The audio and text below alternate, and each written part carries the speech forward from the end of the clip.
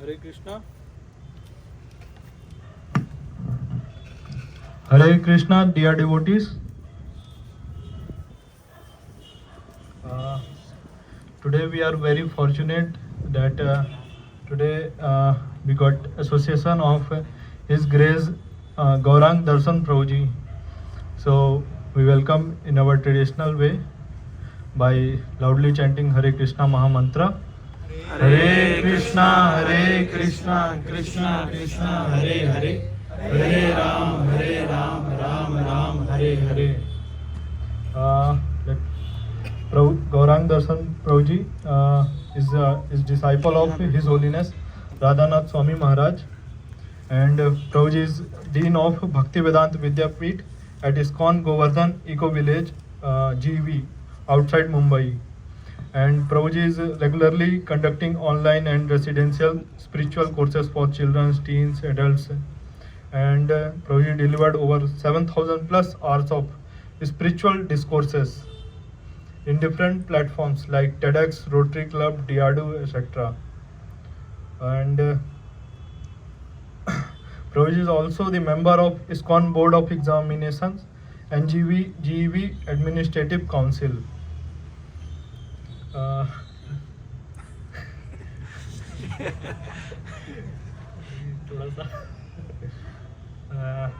Prabhuji holds a master's degree in system science and automation from reputed IISc Bangalore.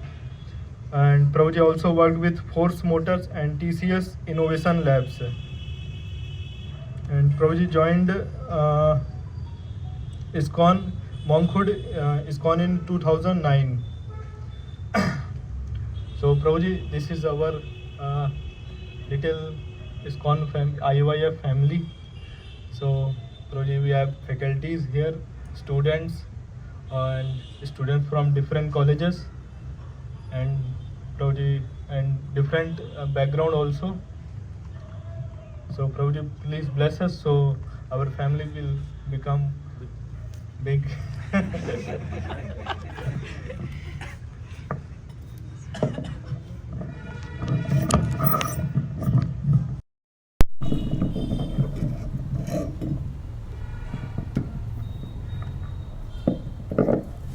Keep it there, keep it that's the right direction.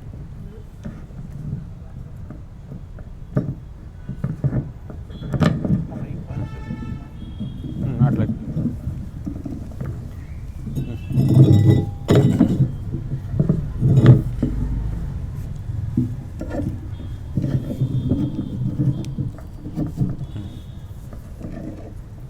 tight it. Hare Krishna. Very happy to meet the young students and young devotees at Bhubaneswar for the first time. What was the topic? How to overcome insecurity and stress and fear. Oh my God, such a tough topic you have given me.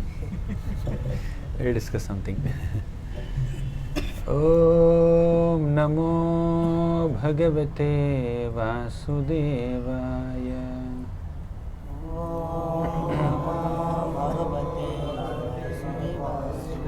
Om Namo Bhagavate Vasudevaya.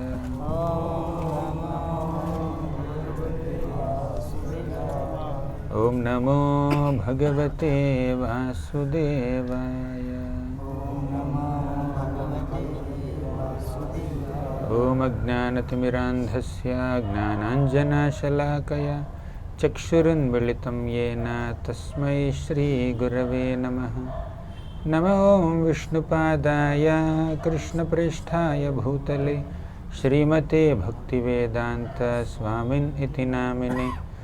Namaste Saraswati Deve Gauravani Pracharini Nirvishesha Sunyavadi Paschatya Deshatarini. Jai Shri Krishna Chaitanya Prabhu Nityananda Shri Advaita Gadadhara Shri Vasadi Gaura Bhakta Vrinda. Hare Krishna Krishna Krishna Hare Hare Hare Rama, Hare Rama, Rama Rama, Hare Hare. Hare Krishna.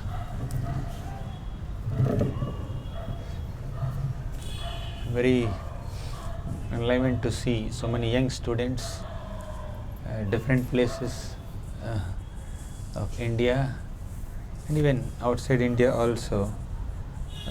This youth preaching, bringing young students and young professionals to Krishna consciousness has been a priority of many devotees here in ISKCON, because when we don't take to Krishna consciousness the right path, the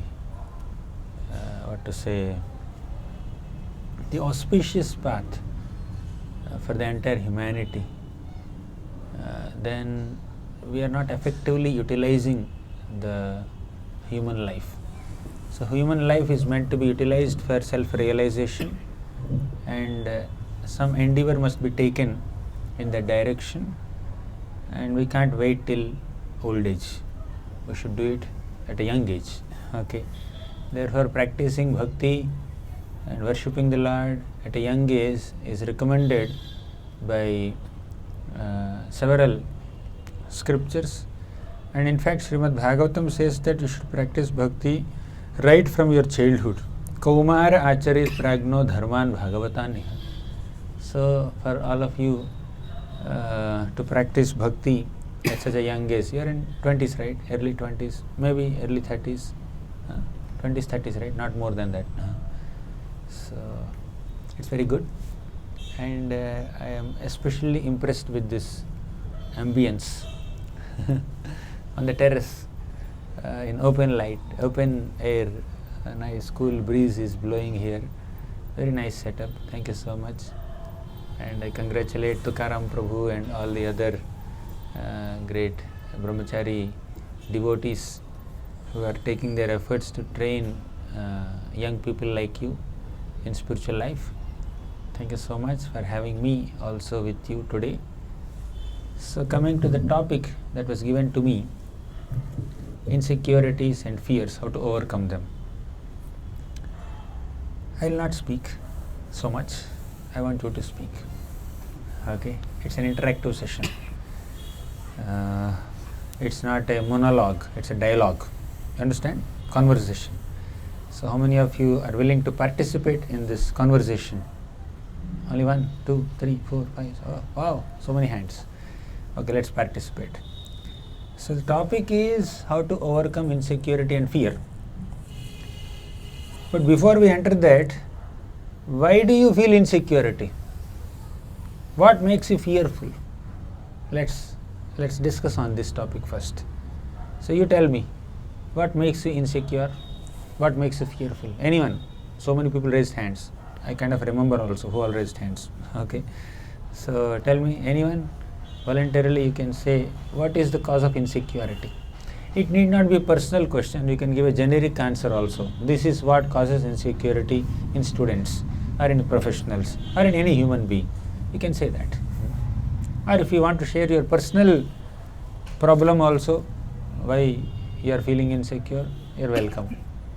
Yes, Prabhu. Fear of losing family members. What does it mean? Actually, I have lost my brother at a very young age. I was 16, he was 17. Oh my God. That is like a trauma in my life. And actually, I like, लगता है मुझे कि mother father like it's a two, it's being like as a Losing because of some disease or some. No, not disease. Huh? It was natural death of him. But still it is a shock for us. Yeah, naturally. That's But in he teens. had that. Huh? Inbred had that. मुझमें inbred है. मैं family members को लगता हूँ कि अपने पास always चल. But ऐसा नहीं possible. इस वजह से मुझे डर हमेशा था. Career का नहीं है. Fear of losing close friends, relatives, family members, brothers. That's one fear in this world. Okay. Anyone else? Any other source of fear and insecurity? Fear of what will happen in the future. Okay, fear of what will happen in future. Uncertainty about future. Good. Any other causes of insecurity and fear? Only two. I saw at least 15 hands. Not a single person. Negative thoughts within us cause some fear and insecurity. Right? Valid point. Anything else? Like if you say this is the cause of my insecurity, I'll address that. If you don't have any insecurities, let's change the topic. If you don't have any fears, let's change the topic. So fear of losing dear ones, fear of future, what's going to happen in future, and negative thoughts. Okay, anything else? Fear of death. Same thing, fear of death. Next, any other? Insecurity. See, fear and insecurity are both same? They both are same? I'm asking you, we are all young educated students. Fear, insecurity, are they both same? Exactly? There is difference? If so, what is the difference? You are nodding head, you should answer the question. If you are comfortable, don't worry. I don't want to discomfort you. Participation should be voluntary. Okay, I may ask, but you should voluntarily participate. I will not trouble you. Okay. Yes, anyone? What's the difference between fear and insecurity? You can come this side. You're invisible. I have a different reason why the fear. Yeah. Cause of fear. Fear because of whether you are right or wrong. Like everyone is against you. So whether you are right or wrong. That's a good question. Good perspective. Fear whether I'm going in right direction or going in wrong direction. Whether my words, my actions, my thoughts are they right or wrong. That's a fear. There is an insecurity. Yes. Correct. Okay, one last. We'll close this discussion. Yes. Fear of speaking in public. Oh. Public speaking fear. Stage fear. Okay. That's what they popularly call. So in this material world, 4 prominent things are there. Prominent feelings or urges. Ahara nidra bhaya maithunam cha. Ahara, eating. Nidra, sleeping. Bhayam, fearing. Maithuna, mating. Eating, sleeping, mating, fearing. These are the 4 prominent things in every living being. You got this? Okay. Eating, everybody has to do. Sleeping, you cannot avoid it. Can you sleep? Can you not sleep for next 3 days? You may, but after that you will collapse. Surely. Okay. So eating, sleeping, mating. Mating means like recreation, reproduction. Okay. So then fearing. Out of these 4 things, fear is most prominent. Eating, you can increase the volume. My throat is a little bit exhausted. Eating is common. How much you can eat? 2 dosas, 10 dosas. Okay. You have a limit, right? So you can eat twice in a day or thrice in a day. You can't eat forever. 24 hours can anyone eat here? Continuous eating. It doesn't happen, right? So eating is very limited. Sleeping, how long you can sleep? 6 hours, 7 hours, 10 hours? The laziest person also cannot sleep beyond 10 12 hours. Okay. You can't sleep 24 hours. Sleeping is limited. Mating, once in a while. Okay. That too, if one has to procreate children. So that's the purpose of mating in this world. It's not happening on a regular basis. Okay. You can't eat, you can't mate as if you are eating. Okay, 3 times in a day. It doesn't work like that. Okay. So mating has its limitation. Then fearing. Fearing is constant. So while eating, sleeping, mating are intermittent, fearing is constant. So one day I went to a hospital. I got admitted because of some sickness, and in the morning I came on the terrace like this, okay, just to chant from my bed. So the previous day there was a program that happened, and some food particles were left, some papad peas and some mirchi and few grains. They were on the floor. A sparrow came to eat them.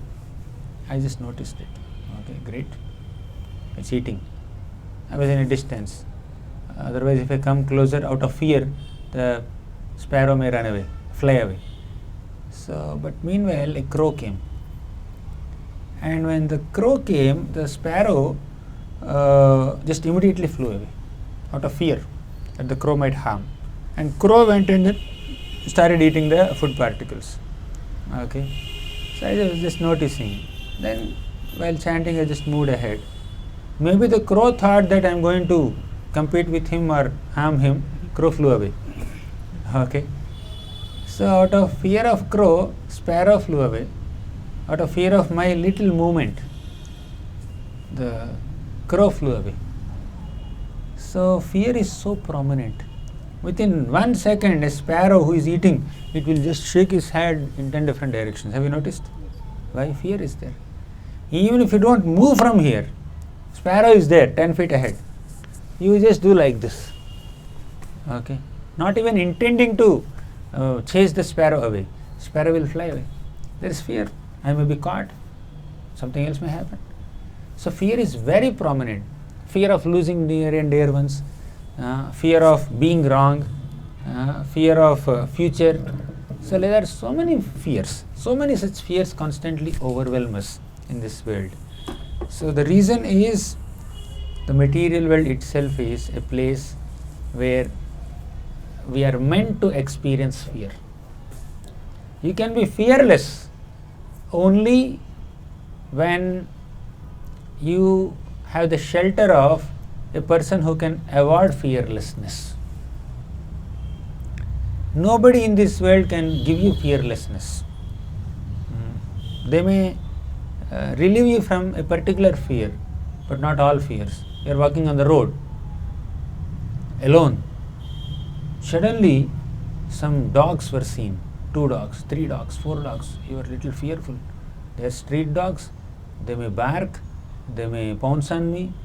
They may bite me. There is some fear. But as you are moving with a lot of hesitation, lot of fear, the dogs are coming closer. Your fear is increasing. Your heart is beating faster, at a faster rate. Suddenly, you saw 4 people coming from the other street with some sticks in their hands, not to beat the dogs, they are just casually walking. Just by seeing them, the dogs became fearful and they started moving out. You got some confidence, you are moving. Okay. Because you are alone, you are fearful.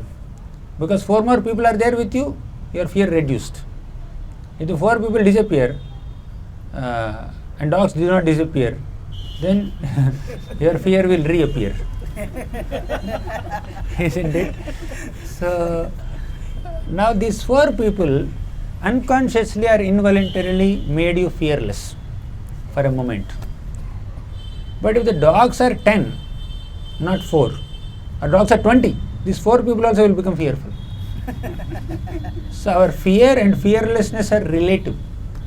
There is no absolute fear. Some people are there, they are totally fearless. Even if 4 dogs are there, it's okay, bindas. Seeing their confidence, dogs also will not bark at him.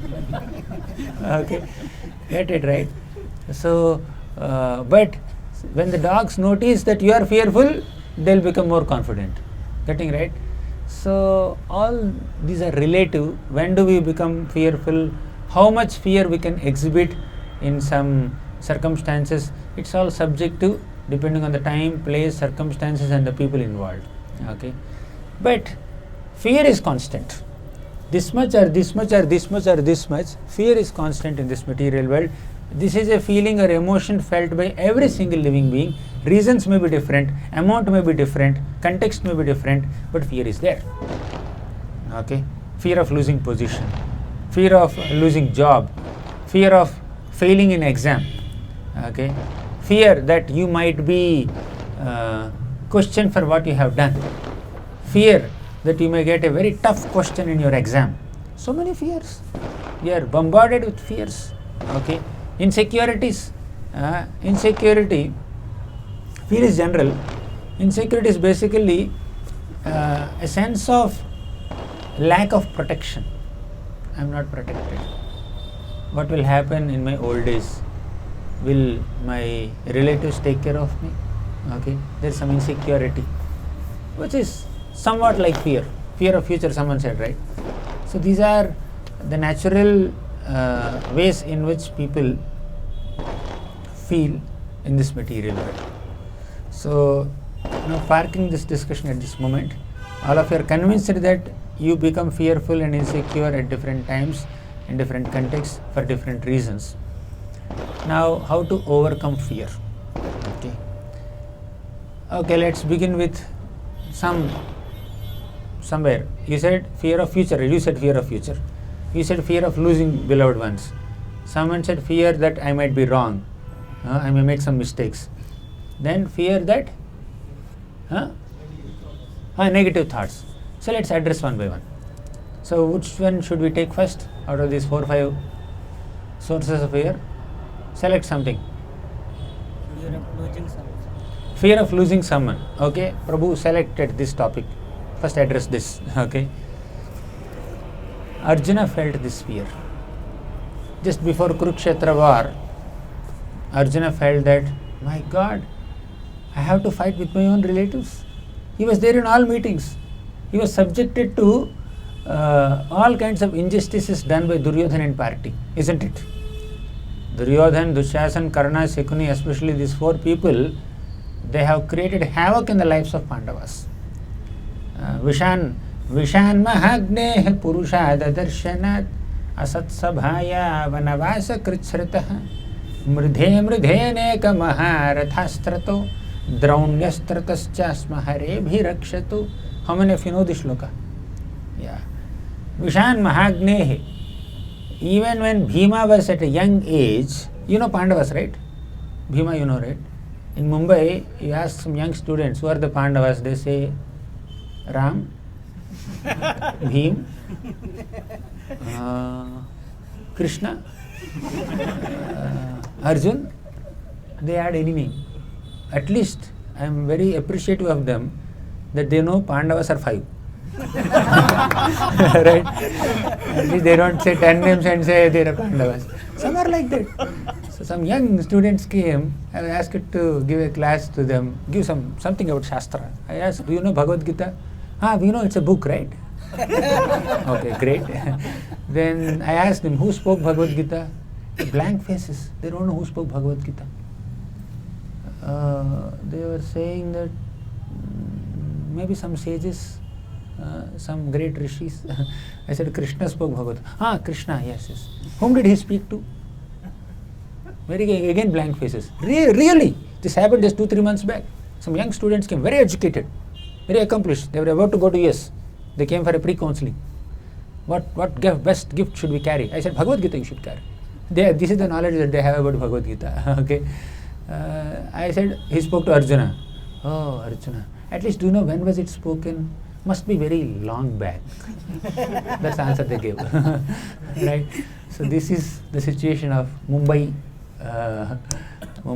youth. Not all people. There are many good people also. Good means, and these also, whoever gave these answers, it's not their mistake, right? So they were not taught. Whatever they were taught, they are familiar with. Whatever they are not taught, they are not familiar with. Now that this Tukaram Prabhu and other devotees are taking initiative to teach Bhagavad Gita to all of you. Okay.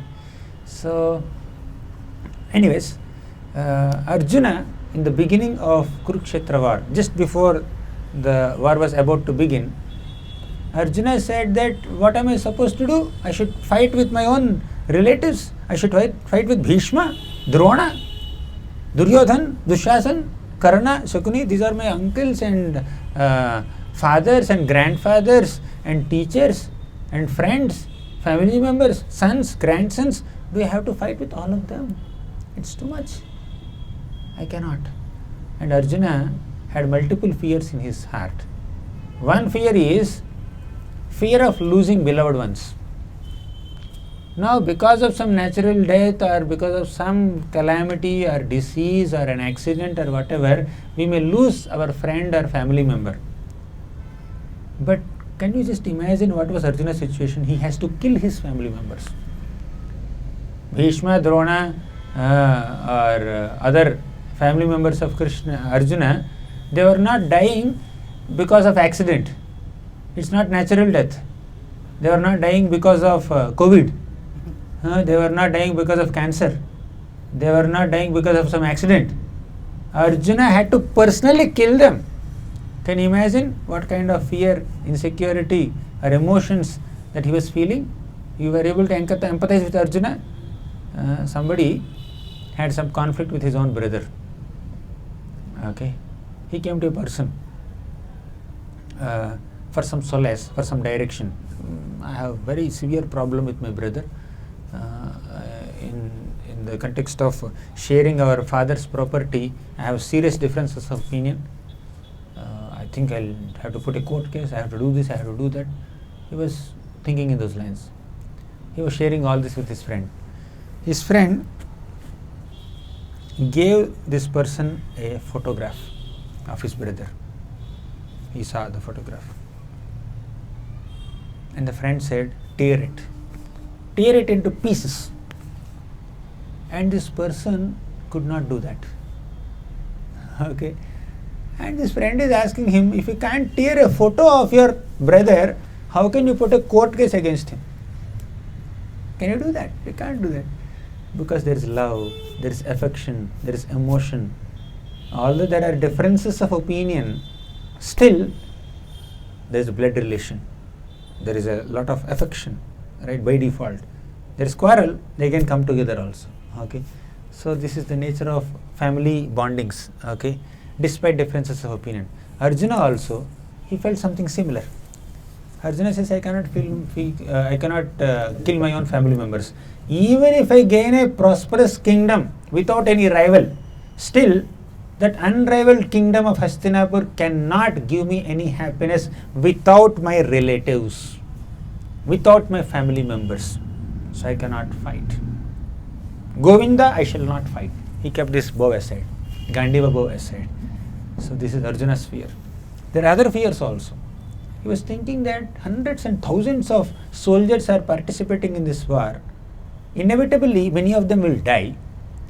If they die, what will happen to their families? What will happen to their wives, children, parents, other family members? What will happen to them?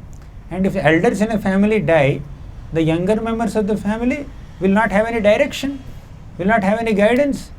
And age-old traditions of family traditions, worship of the Lord and all these things will stop. Jati dharma, kula dharma, all these things will become vanquished.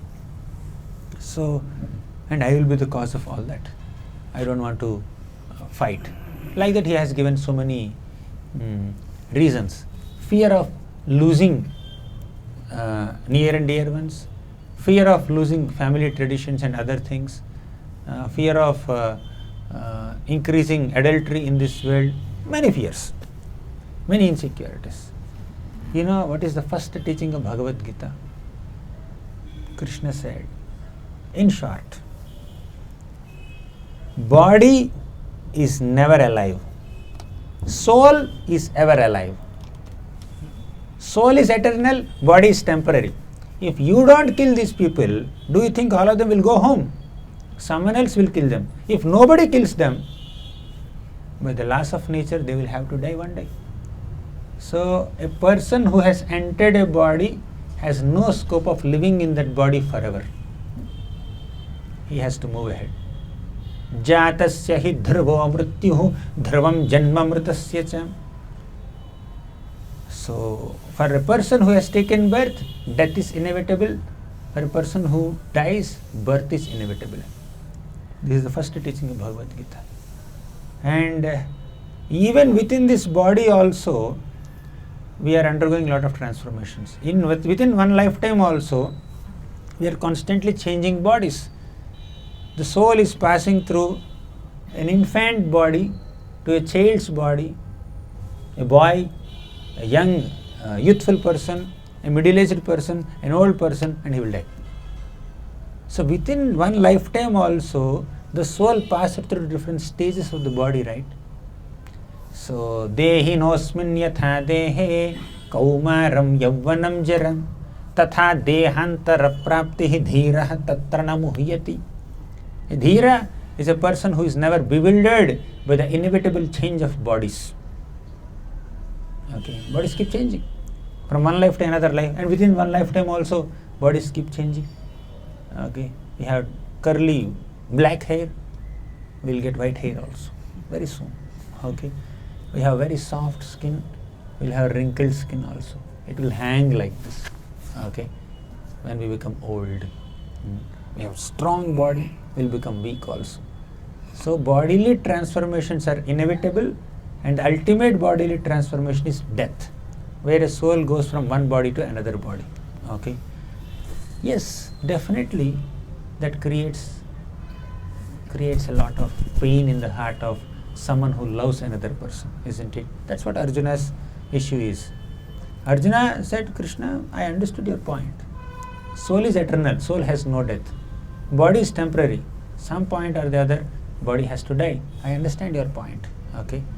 And Krishna even says that, okay, if you kill Drona, Bhishma and all other elders of your family, you are hesitating to do so much. But still, if they are killed in this battle, the souls are eternal, bodies will anyways die. Now that soul will get a new and strong body. Now currently the body is very old, but they will get new body. That's good, right?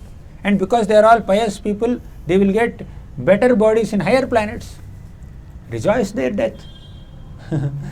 When Krishna is giving these kinds of logic, Arjuna became even more emotional. He said, Krishna, I understand. Logically I understand. Soul is eternal. Soul has no death. Body is temporary. It has to die one day. And even if they die in this battle, they will get new and stronger bodies. That also I agree. But what my problem is, please understand. Right now I am connecting to them, to these persons, through this body. Therefore, if that body is lost, I will naturally become emotional, right? Then Krishna said, yes, Arjuna, I can empathize with your emotion. My solution is have tolerance. You also say, Matra sparshastu kaunteya Matra sparsastu kaunteya Sitoshna sukha dukkhadah Shitoshna sukha dukkhadah Agamapayino nityaha Agamapayano nitya Tam stitikshasva bharata Tam sitikshasva bharata Matra sparshastu kaunteya Sita ushna sukha dukkhadah. Dear Arjuna, please understand that in this world, Sita and Ushna are common. Sita means cold. Ushna is heat. Heat and cold are common in this world. Summer and winter are common in this world. Similarly, Sukha and Dukkha are common in this world. Heat and cold are experienced on a bodily plane. Sukha and Dukkha are experienced on a mental plane. Your mind experiences happiness and distress, your body experiences heat and cold, isn't it? So when it is raining outside, you wear a rain jacket or umbrella, you come under some shelter. When it is very hot outside, you switch on fan and you switch on AC. When it is very cold outside, what will you do? You have to wear warm clothes, shawls, sweaters, etc., isn't it? So, just like you take all kinds of measures to protect you from heat and cold, you should also equip yourself with the necessary maturity to tolerate happiness and distress. You should tolerate happiness and distress. Just like you have to tolerate heat and cold. It is very hot. Yesterday, we were going for Gauranga Darshan and it was very hot outside, and around 1:30 p.m. we were walking on that road to enter the line. The floor was like tawa, dosa maar sakta. Right? You were feeding me dosas right some time back. So that floor was good enough to make dosas. Okay. If you take dosa batter, you can make dosas on the floor. So we were asked to walk on that floor. Okay. And some of our devotees were saying that I may get some blisters also because of walking. Walking was hardly 2-3 minutes. That is sufficient to burn the feet. Okay. So this is the nature of this world. We have to tolerate. Okay. Tolerate heat and cold. Similarly, tolerate happiness and distress. When there is happiness, rejoice it, celebrate, no problem. But don't become so overexcited, don't become so over elated, don't become so overconfident, don't become proud just because there is some happy moment in life. There is distress, yes, deal with distress.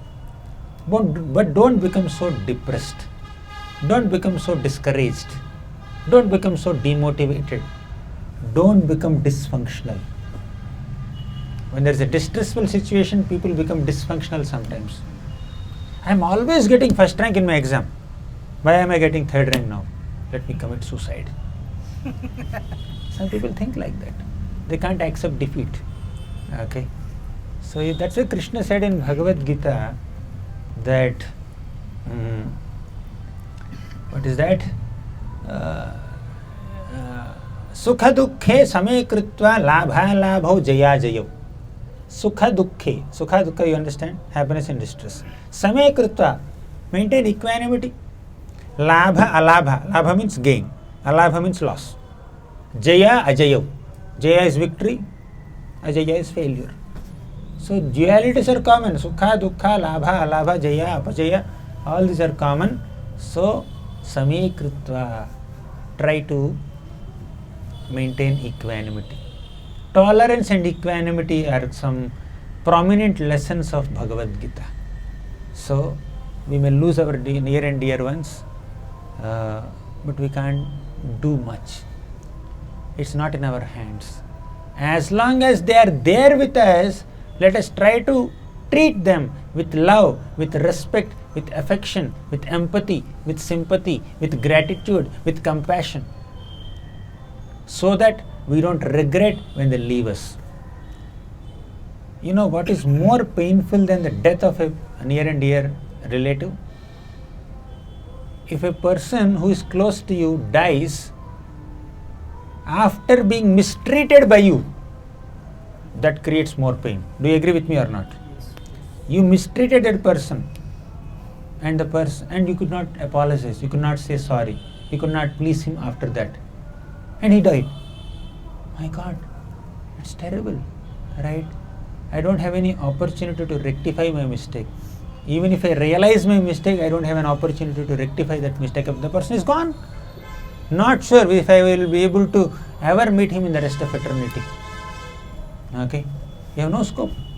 So that's why learn to treat people with respect, with love, with affection, so that you don't have to regret later. The pain, the regret, the pain that one experiences after losing a person whom one has mistreated is very, very intense, right? Very, very intense. Don't wait till that point. Okay. So we have to tolerate the death of dear ones. Many people have tolerated. And Arjuna, he has heard the entire Bhagavad Gita. He began the war. In the war, Arjuna's son died. You know who is that? Abhimanyu, young boy, teenage boy. He died on the battlefield of Kurukshetra. Arjuna was lamenting. Arjuna was lamenting so intensely. Someone may ask Arjuna, hey, did you hear Bhagavad Gita or not? Krishna spoke so much about science of soul. Right? Dhiras tatrana muhyati. Dhiras will not be bewildered with the death of near and dear ones. Did you remember all that? Someone will question Arjuna. So just because Arjuna heard Bhagavad Gita, does it mean that he will not have any emotions for his son? Anyone here? If Arjuna is lamenting for the death of Abhimanyu, does it mean that he has not understood the teachings of Bhagavad Gita? Any perspective? Please speak. I think I was speaking for a long time. Any comments?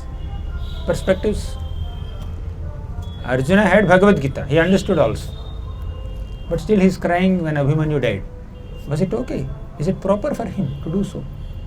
Simple question. Say yes or no at least. At least binary answer to de do. Yes means yes for what? Yes, he has emotions. Yes, he can have emotions after losing his son. He had so much philosophy. Sometimes emotions is higher than philosophy. Emotions is so intense that it overcomes the impact of philosophy. Good answer. Very philosophical answer. He is saying that when emotions are intense, it overcomes philosophy also, which is right. You are absolutely right. So, philosophy is not meant to make us hard-hearted. Philosophy is meant to make us thick-skinned. You got the difference? Huh? Anyone got the difference? What is the difference between being hard-hearted and thick-skinned? Please, someone can give a purport. Because I already spoke for several hours today. This is my 4th class today. I am expecting some help from you so that yes. Hard-hearted means someone who has no emotions at all. Okay. Thick-skinned means despite having those emotions, he is able to tolerate and able to continue his life. Wow, that's a good answer. Very good answer. Everybody heard this? Behind hard-hearted means a person has no emotions, no love, no finer feelings. Thick-skinned means he has all of them, but he can move on in life. He's a little sturdy. He has tolerance. He has equanimity. So we should learn to be thick-skinned. Okay, we should learn to be able to tolerate the ups and downs, thicks and thins of life. We can't be so overly emotional, but we should have emotions. We should not be too sentimental, but we should have sentiments. Getting it? We should have sentiments, but don't become sentimental. We should have emotions, don't become overly emotional. Okay? So, philosophy is not meant to kill our emotions. Philosophy is meant to direct our emotions, refine our emotions, so that we don't become dysfunctional by being emotional. Make sense? Sometimes when we are emotional, we become dysfunctional. Philosophy is meant to protect us from being dysfunctional. But philosophy is not meant to kill our emotions. If we don't have emotions, we are as good as stones. Hey, this is there, right? This has no emotions. Standing there, you beat, give galis, chastise it. No emotions, no reaction. If I do the same with anyone of here, you feel hurt. It doesn't get hurt. You take a hathoda and then maar do usko. Fir bhi it doesn't feel hurt. No emotions. There is no life. No life means no emotions. No emotions means no life. Got the difference? If you are not having emotions, you are not living person only. The symptom of life is to have emotions. Despite knowing so much of philosophy, we should have some emotions. If you can't have emotions for your brother or sister or mother or father, how can you develop emotions for Krishna? How can you love Krishna? Can you love God? The whole purpose of spiritual life is to develop love for God. How can you love God when you can't love your own family member? Right? So, we need to understand that we cannot be with our dear friends and family members forever. But we should also understand that this philosophical understanding should not make me unempathetic, indifferent, neglectful, disrespectful towards my relatives. We should treat them with love, treat them with affection. And they have their own destiny. They came to us for some reason, for some purpose, for some amount of time, according to their destiny, and according to our destiny, we came in contact with them. As long as we are together, let's be together. As soon as we are separated, let's accept it. We can have emotions, we can remember them time to time, we can always carry those sweet memories and inspiring interactions in our hearts, right? That can even be our guiding force also, right? In life, anything positive exchanges that we had with them, we can remember them, we can move on in life. We have to move on in life. There is no other way. When Bhishma departed, Pandavas were devastated, but at the same time they did not give up their responsibilities as kings. So emotions should not make us dysfunctional. We should have emotions. We should know philosophy. Philosophy protects us from being dysfunctional, but philosophy shouldn't kill our emotions. Okay? So, the fear of losing a beloved one should be there. An attempt to protect them also should be there. But despite all our efforts, despite doing everything humanly possible, if they leave us, we have to accept it. When the situation is beyond your control, surrender to the situation. Situations are not in our control, but our response to a situation is definitely in our control. Whether we give a emotional response or impulsive response or arrogant response or a devotional response, it's up to us. Arjuna understood it when Abhimanyu passed away, but at the same time, why devotees lament when another devotee passes away? They lament because, oh, I miss the association of this devotee, in whose association I am deriving a lot of inspiration to practice bhakti. So, that's the reason for a devotee's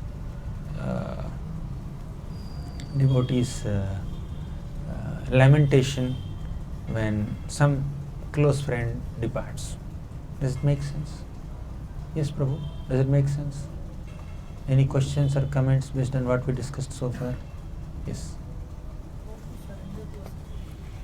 How to surrender to the situation? Very good.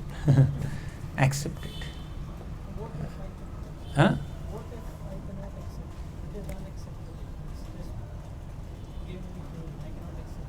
Okay, you cannot accept it.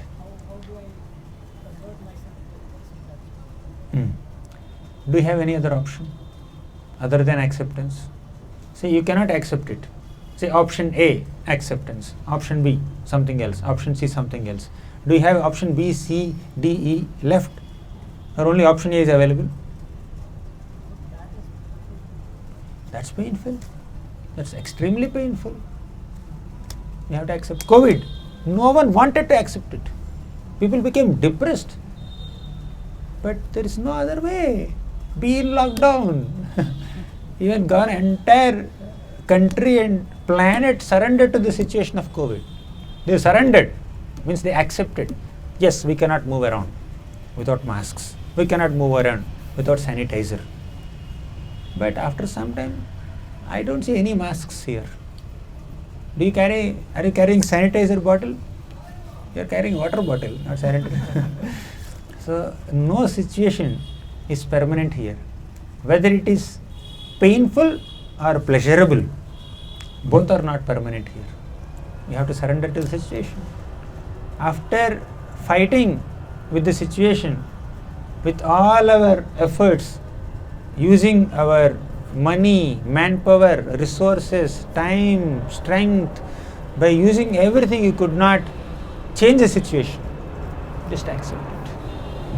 Makes sense? It's painful, I understand. Nobody is not acknowledging your pain. It's painful to me also. Just accept it. Now this flight is just moving. My throat is not good. I have to shout to make myself audible to you. Can I change the situation? Hey flight, don't come this way. Go somewhere else. I can't change it. I have to tolerate that sound. You also have to tolerate that sound. Okay? Or at the max, what I can do, I can give a pause. Let it move. Let me just wait. 1 minute is lost in silence. Okay? While it is resounding. I keep silent and you make sound. So, does it make sense? No other option. We are not gods. That's the point where we have to realize that I am not God. Only God can change situations. Okay? Is kartum akartum anyatha karite samartha. So, okay, any other questions or comments on this before we go to other fears? Or shall we conclude here also? We can do that also. Any other questions? There is a question came into my mind that in the context of emotions versus the philosophy, you discussed the concept very nicely. one thing in our philosophy. It all began with you. You mentioned it nicely. I just elaborated. Prabhuji, one thing there is in our philosophy of Bhagavad Gita and Shastra, Jiva Daya, then Namaruchi and Vaishnava, given by Chaitanya Mahaprabhu. And in the context of Jiva Daya, there is a concept, we serve the Janardhan, means God, we don't serve the mankind. In the service of mankind, in the service of God, we don't serve the mankind. Actually, we serve the God. That is a wrong philosophy given by Vivekananda, that Manav Seva is Madhav Seva. Actually, our philosophy is only to Krishna, and if Krishna is satisfied, Jasmin Tushti Jagat Tushti. If Krishna is satisfied, all are satisfied. And in the context, and there is another thing is that we don't serve the people like a beggar. We don't give food to beggar, and we don't want to earn the punya. And when we earn the punya, then we can go higher planets like Swarga, and there will be 10,000 years of lifetime. Then we fall down. So we don't want to go to higher planets. We don't want to go to the Golok Vrindavan. So in that context, should we serve the needy persons in society? We are devotees. Should we serve the needy persons, beggars, and those who don't have foods and shelter? Yeah, doing food for life, right? But that is also a work for punya, earning punya. It's not earning punya. What is the ultimate aspiration of a human being who is practicing spiritual life? Anyone here? What are we aspiring for? By chanting Hare Krishna, by reading Prabhupada books, by worshipping the deities. What exactly are we aiming at? Anyone here? Peace. Okay. Anything else? Unconditional love for Krishna. Love for Krishna, unconditional love for God. Great. Anything else? Huh? Tell me the ultimate thing, not the intermediate thing. Yes. Satisfaction of Krishna. Wow, satisfaction of Krishna. Good. Love for Krishna, satisfaction of Krishna. Anything else? All of you are quoting Shastra. There is Samsiddhar Haritoshanam. Anything else? So to define the subconsciousness. Huh? To define our subconscious. To define. Refine consciousness. Okay, great, wonderful. Purify consciousness. So this is the thing. So we purify consciousness. What is pure consciousness? To love Krishna. Okay. You want to please Krishna. Without loving him, you cannot please him. Basically, all the Shastras say that love of God, loving God, is the ultimate purpose of life. Prema pumartho mahan. You know this? You agree with this? So what exactly do you mean by love of God? Okay, let me not tell you. You please say. To serve God. To love God means to serve God. Good, agreed, point taken. Anything else? Any other perspectives? To love God means to chant His names. Excellent. Anything else? To work for satisfaction of God. Okay, to serve God. Someone covered it. That's good. Anything else? What do you mean by loving God? To make His part and parcel also to love Him. To make others love Him. Wow, amazing. Excellent. Anything else? Spread the message. Spread the message. Amazing. Next. Okay. Devote yourself. All are correct. But let me give a full definition. Love of God means loving God, loving those who love God, loving those who are trying to love God, loving those whom God loves. Agreed? Love of God means loving Krishna, loving those who love Krishna, pure devotees of Krishna, loving those who are trying to love Krishna, practicing devotees. As of now, we have not fully developed our love in Krishna, love for Krishna. We are practicing, right? So practicing devotees. Fourth, loving those whom God loves. Whom does God love? He loves every living being. Therefore, you have to love everyone. Getting right? So, when you love God, your love of God is not complete. Your love of God is not complete when you can't empathize or sympathize with other living beings. When you can't recognize other living beings as His children and trying to serve them. Vidya Vinaya Sampanne Brahmane Gavihastini Sunichaiva Swapakecha Panditaha Samadarshinaha. A person who is knowledgeable and devotional, he sees all living beings on an equal plane. Whether it is a cow or an elephant or a brahmana or a chandala or a dog, he sees all of them on an equal plane. What does it mean? All of them are equal? You take milk from cow, but you can't take milk from elephant. Elephant milk, anyone eat drinking here? Coffee and tea with elephant milk, okay, or dog milk, okay. It doesn't work, right? They are not equal, exactly speaking, but they are equal in the sense that all of them are children of God. The Lord is there as Paramatma within all of their hearts. A devotee is one who sees spiritual equality amongst all living beings behind their bodily differences. Got the statement? There are differences on a bodily plane, but there is equality on a spiritual plane. All of us here are children of God. Physically, we belong to so many families, biologically. You are born maybe in Orissa, I am born in Andhra, someone is born in Madhya Pradesh, someone is born in Calcutta, someone is living somewhere else. So we have different families, different geographical locations, different professions, different habits, different mannerisms, different personalities, different tastes.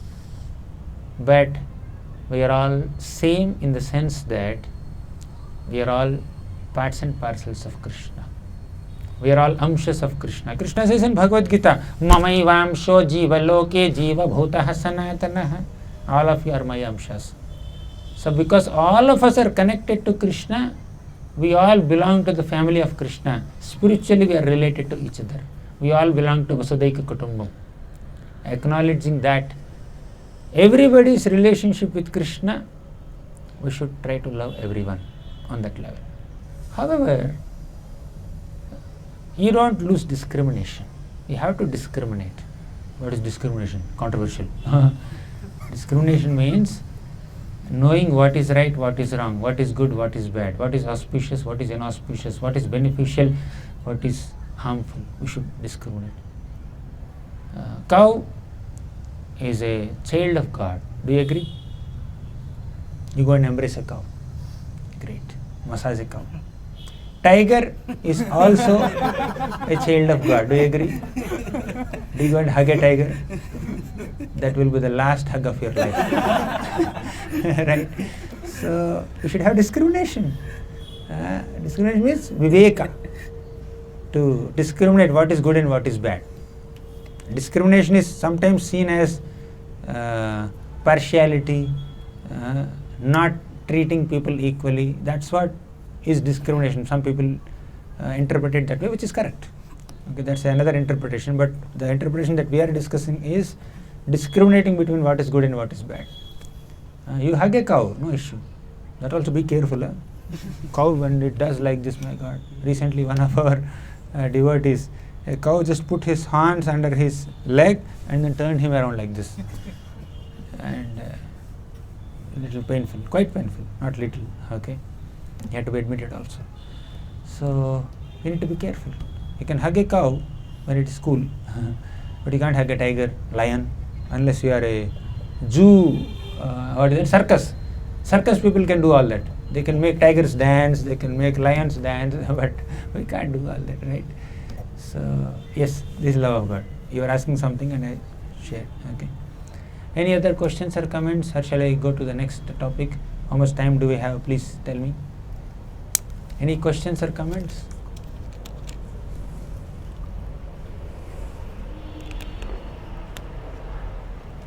No questions. I thought you are all thoughtful young students. Yes, please.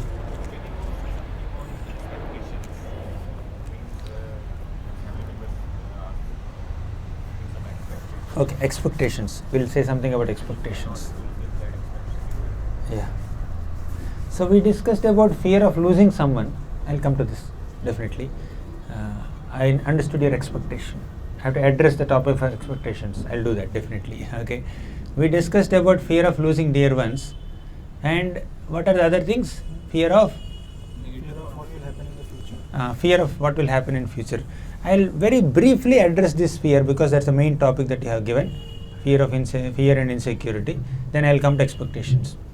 So, fear of what will happen in future. What is in our hands? To act with integrity, to act with honesty, to put our best efforts to become successful, to attain some results. That's in our hands, right? Results are not in our hands. What is in your hands? Preparing for an exam is in your hands. Question paper is not in your hands, right? Results are not in your hands, right? Results are in your hands in the sense that when you prepare well, generally you get good marks, generally. In that sense, the result is a result of your current activity, okay? In that sense, the result is in your hands. But question paper is definitely not in your hands, okay? So, Krishna says in Bhagavad Gita, Karmanyevadhikaraste ma phaleshu kadachana ma karma phala hetur bhur mate sangostva karmani. Karmanyeva adhikaraste, you have your right to perform your duties and responsibilities. But ma phaleshu kadachana, you have no control over the results. Ma karma phala hetur bhur, don't think yourself to be the controller of the results or the cause of the results. Why? I did this work. I made this sabji. I made dosa. It has come up like that. Right? You are the doer, right? In one sense. But you made the dosa. Who made the batter? Okay, I only have made. Okay, fine. Who made urad dal? Urad dal? Dosa is urad dal dosa, right? So did you grow urad dal? No. You just purchased from the market. Okay. And did you create fire? Did you create the tawa? Did you create oil? Did you create the recipe? Someone has taught you. Okay. So already whatever you are doing dosa, the credit goes to so many other people. Okay, the person who has created the recipe of dosa, the person who grew turdal, ultimately the nature, the prakriti that gives you fire, water, salt. You did not create salt, you did not create water, you did not create fire, you did not do anything. You just brought few ingredients together, mixed in certain proportions as taught to you by some great people, some ancestors, and now you have made dosa in 5 minutes or 10 minutes. That's all. So for any activity to happen, there are 3 doers. One is the jiva, the living being. Second is prakriti, the facilitator. Jiva desires, prakriti facilitates. But between these 2 things, there is one more. Paramatma has to sanction it. So you please act according to integrity. Act honestly. Put your best efforts to do whatever you are doing. Results are not in your hands. No point fearing. There may be little anxiety. Okay. You may be a little anxious what's going to happen. That's natural, inevitable, nothing wrong in it. But no point becoming totally insecure. We should cultivate the art of acceptance. Again, coming back to that acceptance point. Yes, we should learn to accept the results the way they are coming. Okay. So instead of being overly fearful. By being fearful, we can't change the results. Okay. Anything else? Fear of negative thoughts. Yeah. We can eliminate negative thoughts or reduce negative thoughts at least by replacing them with positive thoughts. Okay. So cultivate positive thoughts. How will I get positive thoughts? Consciously keep yourself in the company of people whose thoughts are positive. Okay. So sangat sanjayate kama. We get influenced by the company that we keep. Depending on the kind of association that we have, we naturally get some habits and thoughts from that. So try to keep yourself in the company of good people like this and cultivate positive thoughts. Then naturally negative thoughts eventually will just go away. Okay. Anything else that someone asked about fear of? Right or wrong? Everyone is criticizing you, so you are right or wrong. Yeah, fear whether you are right or wrong. So the answer is that we should learn from Bhagavad Gita, Bhagavatam and all the wisdom texts. First we should understand what is right and what is wrong, what is good and what is bad. We have a visible body, gross body, made of earth, water, fire, air, ether. All these hands and legs and eyes and ears. So this is visible body. But behind this there is an invisible body. You know what is that? What is the invisible body that all of us have? That's soul, not body. Subtle body, mind, Subtle body. What's in it? mind, intelligence, and Man, buddhi, ahankar. Mind, intelligence and ego. So mind is a storehouse of emotions, thoughts and feelings, desires, right? But intelligence is that faculty. Okay, you tell me, what is the function of intelligence? it helps us discriminate what is right and what is Yes, the function of intelligence to discriminate between what is right and what is wrong. Mind has a desire, but intelligence can analyze whether this desire is good or not. Okay, you may have a desire to eat mirchi bhaji. You know mirchi bhaji? Vada pav, whatever. some fried item. Doctor told you don't eat it. Mind is desiring that I must eat mirchi bhaji, but intelligence is controlling the mind. Don't eat it, don't eat it. Doctor told you it's not good for your health, isn't it? So intelligence does the analysis and discrimination, but mind is only desiring. Okay, so instead of being fearful whether I'll be right or wrong, that anxiety should be there. It's a positive fear, but convert that fear of being right or wrong into a conscious choice of consciously choosing right and consciously rejecting bad. Okay, for that you need to sharpen the intelligence.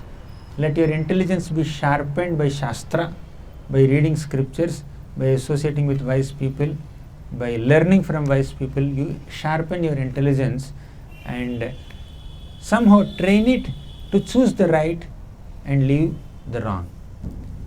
Many times, whether we are right or wrong is decided by popular opinion and public opinion more than absolutely being right or wrong. Okay. So, when I was in BTech, in those days, shaded jeans are very common. Shaded jeans, you know, jeans pant with some shades. The blue pant, which may there is some white shade, okay, something like that. So it was very, what to say, trendy, not comfortable by the way, okay. They're very tight pant and there is no scope, but that being tight, and in those days there was this another style. It's narrow till knees, and from here it will become big. Generally this is small and this is big, but it's very tight here and it just goes like that. So all my friends are wearing that. I also wore it. And my grandmother saw me. Don't you have clothes? Good clothes? Why don't you wear good clothes? You are going to college, wear some good clothes and go. That is good clothes, naya pant hai. It's brand new. She is thinking that color nikal gaya. Okay, washing, that much patch of color has gone from the pant. That is her perception. Okay, so but we were wearing like that. So whether it is right or wrong is decided by public opinion. For her, right means wearing a good pant where color is uniform. It should look like a design at least.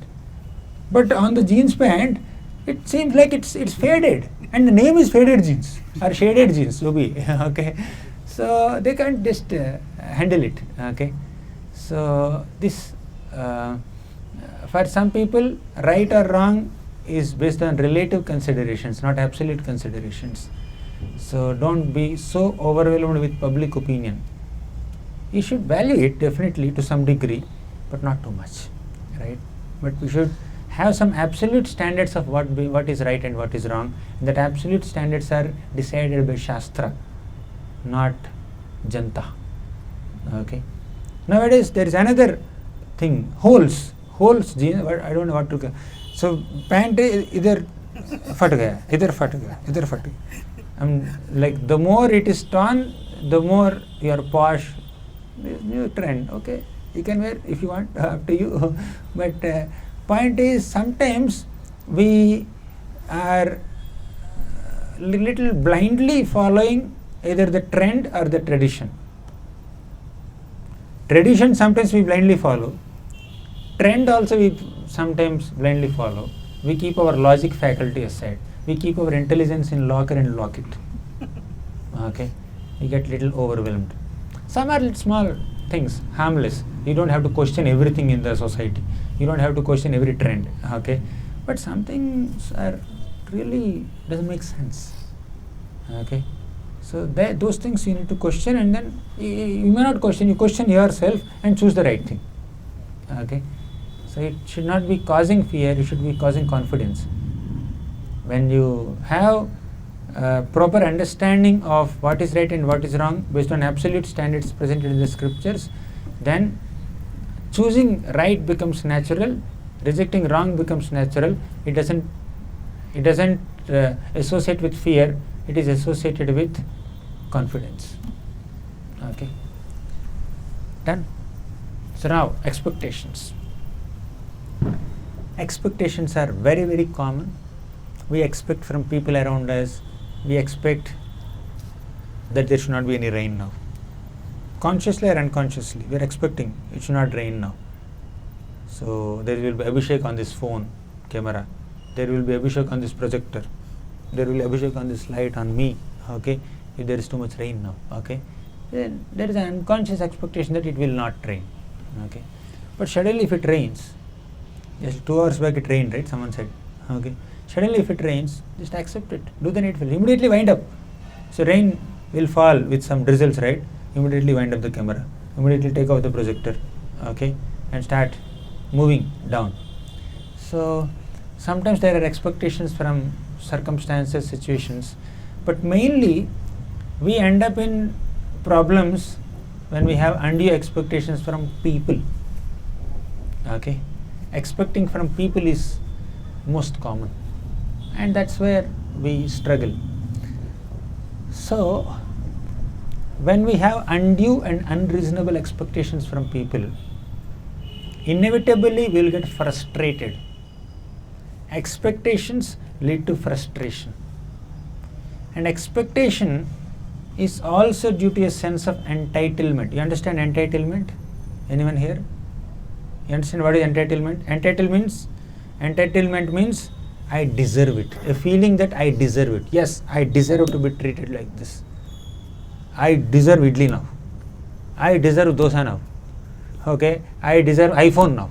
I can't settle down with MI. I want I. Right? So when you feel that I deserve it, then you end up into undue expectations. Okay, that's a sense of entitlement. Sense of entitlement will lead you to expectations, and that expectations will lead you to frustrations. But I have a different alternate approach. Stop expectations. Try at least. Some small expectations you should have, that's fine. When you go to a restaurant and you order, okay, get me 1 plate of paratha, and for 2 hours he is not responding only. You can expect that he should get it in 5-10 minutes, okay, whatever may be a reasonable time. So some small expectations is fine, but especially on a personal level, if you are expecting favors from others, if you don't get them, you will get frustrated. But if you don't expect any favor from another person, still if you get help from them, you can be grateful. Whether you want to be grateful or get frustrated, you decide. So we receive help from others without expectations, then we can become grateful. We expect help from others, And if they don't give, we get frustrated. So whether we have to become grateful or frustrated, we have to decide, and it happens by adjusting our expectations. Okay, makes sense? Okay. Somebody, your loved ones are expecting you something from you, and that cannot be fulfilled, and they may get sad, or they might be sad and Frustrated. So in that sense, you are understanding that they should not get frustrated, and that they won't understand. They may not be that. That's another opportunity for us to realize that we are not God. Only God can fulfill everybody's expectations. We cannot. We have our limitations. So, oftentimes, if we communicate our limitations in a very polite way, gentle way, empathetic way, I understand you are expecting this from me. I understand you need this. I acknowledge it, but I am unable to do so due to these reasons. Let's take out 2-3 minutes of time and give a clarification to them. Then that kind of resolves the problem in most cases. But there are some cases, even if you give so much clarification, they continue to have expectations from you and they get frustrated, they will blame, they will complain, they will do 100 things.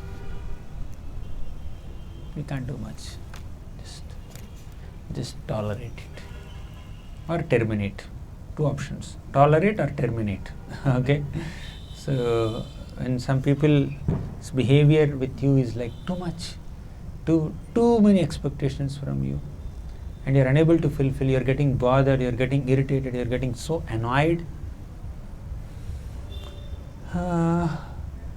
we can maintain a respectful distance. Don't grudge them, don't hate them, but you can maintain a respectful distance from them. Even after you giving clarification, still they are saying, do this. My God, how many times I have to tell you? It's beyond my capacity. For so many valid reasons I am unable to do it, or I am not interested to do it. Don't force me. Sometimes you have no option. They are seniors, superiors, bosses. Your survival is dependent on them. You may have to do the needful, okay, but we can't always perpetually keep our shikhas under someone's control. Right? So we should also operate with some peace. So humility and tolerance do not mean that we allow ourselves to get exploited by others. We should not allow ourselves to get exploited by others' undue expectations. We can communicate things that will resolve the problem in most cases, but in few cases problem is not getting resolved despite your honest, humble, gentle, polite, timely communication. Just try to keep safe distance, respectful distance. Make sense? Okay, shall we conclude here? How to overcome fear of poverty? Fear of poverty. Work hard, earn money. Don't be poverty stricken. Okay. But still, there may be pandemic, you may not be able to cope up with situations. Accept it. How to deal with cheating and betrayal from the loved ones? Cheating and betrayal from Loved loved ones. ones. From your trusted people. Cheating and betrayal happens from them only, mostly. Okay? Because when a new person, stranger cheats you, you don't get affected so much. Okay? When near and dear people only cheat you, then that will affect. You are just traveling in train, takka mara, you will not cry, right? Okay? But if your own close friend or brother or sister, someone, they mistreat you, that will pain. Okay? So, how to handle it? Yeah, it's shocking, It's surprising, it's astonishing, it's frustrating, but try to give a benefit of doubt. Maybe I'm perceiving cheating, maybe I'm perceiving a betrayal. They didn't mean to do it. Even if it is a betrayal, even if it is cheating, what is their purpose? What is their intention? Maybe they are in some emergency. Maybe I was not approachable to them to give a clarification. Therefore, they had to choose to cheat. Sometimes a person may tend to cheat another person, but the intention may not be so malicious. Mother sometimes cheats the child. Mother says, "It's very sweet, it's a chocolate, eat it." That's a medicine which is bitter. Or the mother may keep that medicine inside some sweet or rasgulla and then put it in the mouth. And overall it is sweet. There's some little thing that is kind of sensed by the child. Something is bitter. No, take this water. No, take this water. And mother may kind of sideline and then divert the topic for another person, and then by the time this fellow will swallow. That cheating is required. Okay? It's not like breaking your trust. It may be required because of your own disposition sometimes. But if it is really proven that they have consciously cheated with malice in the heart, what else can you do? Now they are no more in your inner circles. Don't hate them. Just because they did this to you, you don't have to do that to them. Maintain safe distance. Okay. But instead of labeling them as cheaters, we should give a benefit of doubt. Think twice, or inquire twice. Figure out, have a dialogue. Why you have to do this with me? What are the circumstances in which you have done this to me? Just discuss with them. But if it is proven, sometimes we may imagine things, we may assume things. Assume means what? ASSUME. Assume means making an ass out of you and me. So we can't assume things so much. We have to get a confirmed information. If we assume, I think he has cheated me, and you start labeling him as a cheater, you tell 10 other people, then they will feel bad. If that goes into their ears, they will feel bad. Because you are not sure whether they have cheated, you just thought, you imagined like that, you assumed like that, and you labeled them like that. That will make them cheat you more in future, right? So give a benefit of doubt, have a dialogue, have a conversation, and if it is confirmed that they have cheated you, then maintain safe distance. Okay. You have to teach them also a lesson. Okay, makes sense? Okay, let's conclude here. Thank you. Tukaram Prabhu, any final instruction for us? We can conclude, right? ग्रंथराज Shrimad Bhagavatam की जय, श्रील प्रभुपाद की जय.